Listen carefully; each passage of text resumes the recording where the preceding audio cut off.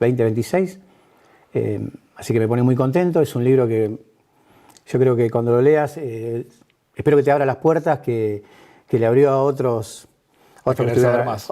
Claro, porque está bueno. Brevemente, en este libro yo planteo que todos somos mestizos. Yo alguna vez llegué acá en el año 89. Afortunadamente, ¿no? Claro. No existe la pureza. Por suerte, claro, bueno, pero paradójicamente los que les molesta, ¿viste? Hablan de pureza de raza, no de área, pero sino quizá indígena. Claro. ¿Viste? No, nosotros somos puros. No, te dicen somos, el Winca, te dicen. Bueno, del año 89 que yo llegué acá, soy el peludito de afuera. Bueno, por el pelo, evidentemente. Y seré siempre. Y eso, vengo de Buenos Aires, no vengo de Europa. Bueno, cosas así me llamaron a trabajar en este libro que celebramos. Que celebramos. Ahora, la fecha en sí no está contemplado en este libro porque, bueno, yo no soy profesor de historia, soy un entusiasta de la historia. Y estudiando y tratando de entender esta historia argentina que no es lineal, que es muy confusa, que los personajes no son tan buenos ni tan malos, me encontré con esta fecha. Y brevemente la voy a tratar de explicar.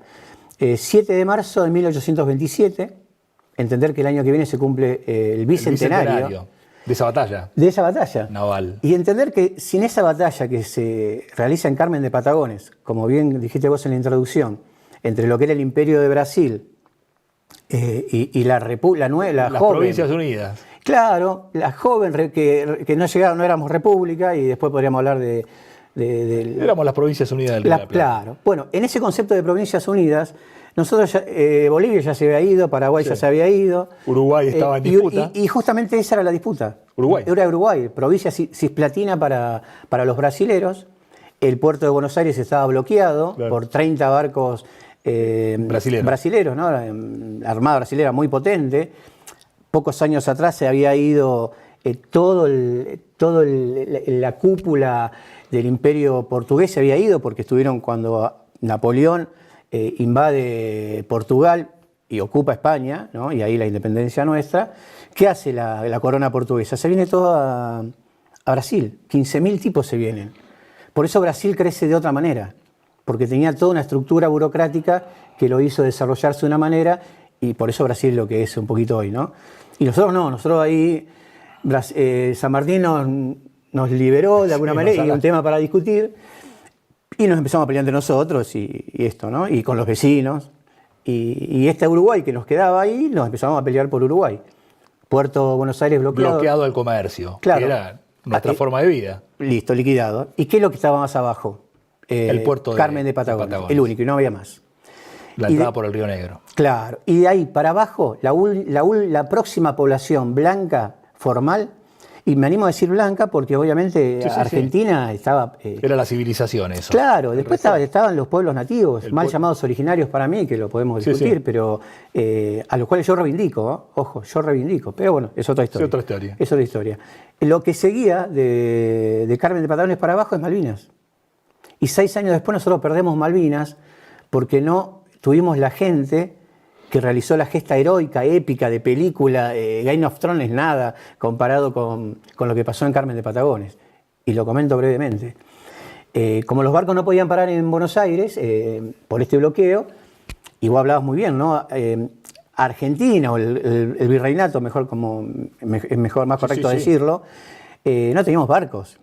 Nos habíamos separado de España 5 minutos atrás, no teníamos 3 cosas ahí. Sí, el mercantilismo le daba permiso corso al que... Y la patente de corso es justamente eso. No tenés barco, vos Pedro, tenés un barco, vení. ¿Tenés capital? Vení, te lo doy. Claro. Y eran privados que... Lo que robes, la mitad es tuyo y la mitad del Estado, del virreinato. Exacto. Y ahí aparece y se luce, ¿no? Un irlandés maravilloso que es el padre de la patria en el agua, que es Guillermo Brown, ¿no? Pero hay otros. Guillermo Brown no aparece necesariamente en esta épica pelea. Bueno, el tema es que los brasileños, ¿qué dicen? Vamos a atacarlo ahí, porque ahí es donde están...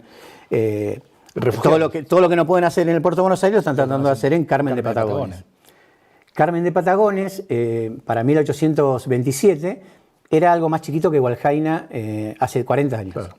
Pero era lo más potente que le quedaba. Es lo que había. A las provincias. Porque Patagonia no existía como si. Patagonia no existía. Claro. Era Carmen de Patagones. Por eso entender que lo que seguía era Malvinas. es muy, muy fuerte, no había. Sí.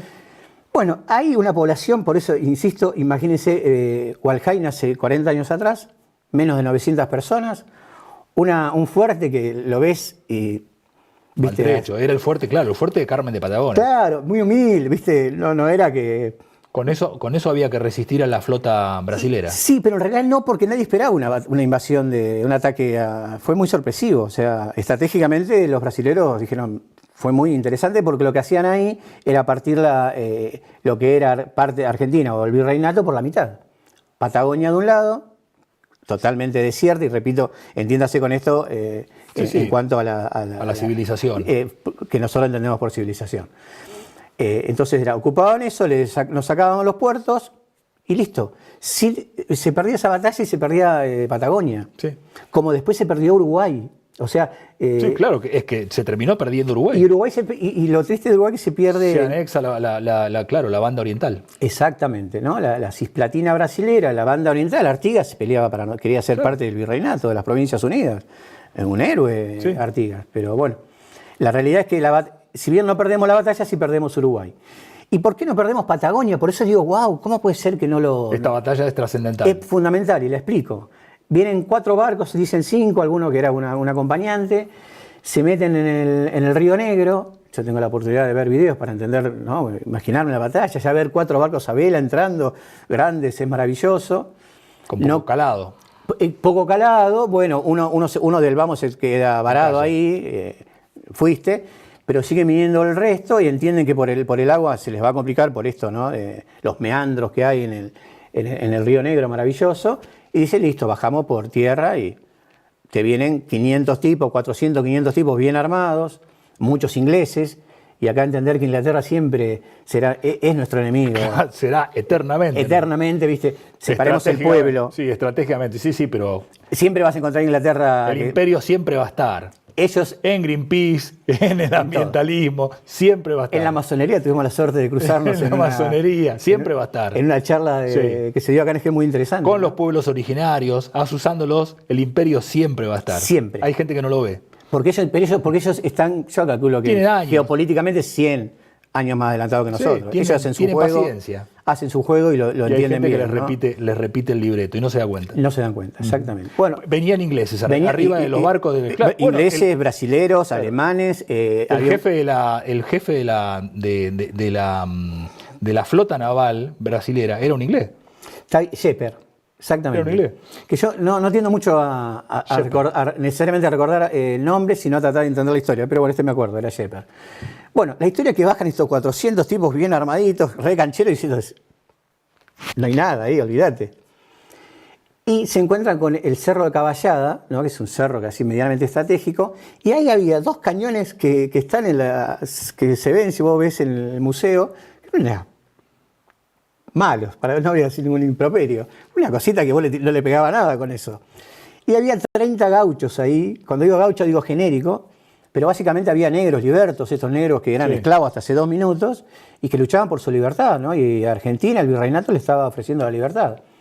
El negro Manuel y el negro Simón, que de todas maneras puede cambiar el nombre, ¿no? Y un tano que era el dueño el que servía los vinos ahí en el bar del pueblo. Esos 3 contra otra veintena se posicionan en el Cerro Caballada y cuando vienen los 20 tipos, 30 si querés, y vienen los 400 rearmados y no se fueron. Se pararon de mano ahí los muchachos y combatieron hasta el último minuto y murieron, ¿no? Los dos negros y el tano murieron y murieron una veintena más de personas que... De criollos. Claro, de criollos, que la historia recuerda básicamente a los 2 negros y al tano porque en el parte de batalla, ¿qué se dijo? Bueno, murió el negro Simón, porque eran los 2 negros que estaban ahí, el tano del bar y 15 más, 20 más. Era algo genérico. La Carra, que es no me acuerdo el cargo que tenía, pero imaginemos que sea un general que estaba a cargo de ese fuerte tan humilde, en su parte de batalla los recuerdo, ¿no? Murieron batallando hasta el último minuto.